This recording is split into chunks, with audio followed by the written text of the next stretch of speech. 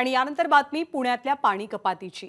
समस्त पुणेकरांसाठी अतिशय महत्त्वाची बातमी। आज पुणे शहरासह पिंपरी चिंचवडचा पाणी पुरवठा सुद्धा बंद आहे।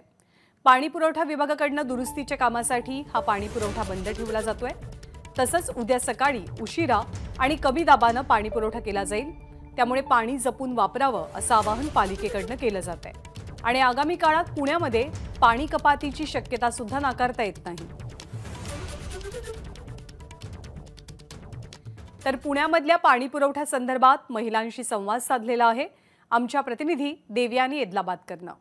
पुण्यात आज पाणी पुरवठा बंद असणार आहे। विविध भागांमध्ये आपल्याला बघायला मिळणार आहे की पाणी जे आहे पाणी पुरवठा बंद आहे। त्याचं कारण असं आहे की पुणे महानगरपालिकेकडून जी जलकेंद्र आहेत त्यांच्या दुरुस्तीसाठी, तिथल्या कामासाठी, स्वच्छतेसाठी म्हणून हे खरं तर करण्यात आलेलं आहे। पण एकाच वेळी पुण्यातल्या अनेक ठिकाणी जे पाणी पुरवठा आहे तो बंद आहे। म्हणजे हे एरिया वाईज केलेलं नाहीये, तर सगळीच बऱ्यापैकी जी जलकेंद्र आहेत सगळीकडे स्वच्छतेचं दुरुस्तीचं काम आहे।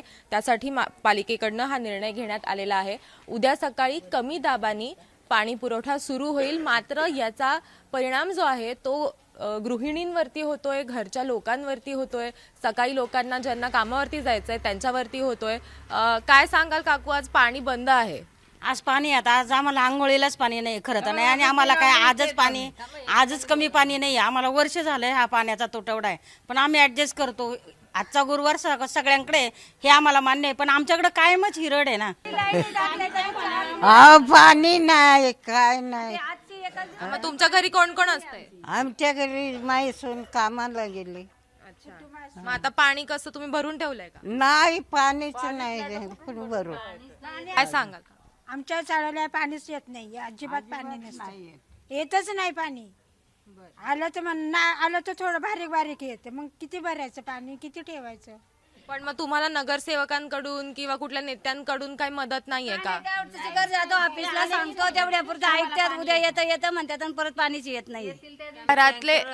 घरातले जे दोघं आहेत दोघंही काम करत असतात, मग अशा वेळी मॅनेज कसं करतात? काय करणार, इलाजच नाही। कुठून तरी 2-2 अंडे आणायचे, तेवढ्यावरच भागवायचं। मग काय तेव्हा नगरसेवकांकडे गेले तरी ते काय आज सोडतो उद्या सोडतो, ज्या दिवशी येतील त्या दिवशी पाणी येतं, दुसऱ्या दिवशी पाणी परत आहे तीच बोंबे। टँकर काय आम्ही घेऊ शकत नाही, 2-2 हजार रुपये टँकरची किंमत आहे, आणि इथं गाड्या असल्यामुळे टँकर येत नाही। आज संपूर्ण पुण्यामध्ये पाणी पुरवठा खरं तर बंद आहे। मात्र कारण म्हणजे जलकेंद्रांचं जे स्वच्छतेचं काम आहे, दुरुस्तीचं काम आहे, त्यासाठी म्हणून ही केंद्र बंद आहेत। मात्र पुण्यातला हा जो परिसर आहे सुतारदऱ्याचा परिसर, ह्या परिसरामध्ये मात्र आधीपासूनच पाण्याचा प्रश्न जो आहे तो गृहिणींना, लोकांना सतावतोय। कॅमेरामन अमोल गवाळेसह देवयानी एदलाबादकर, एबीपी माझा, पुणे।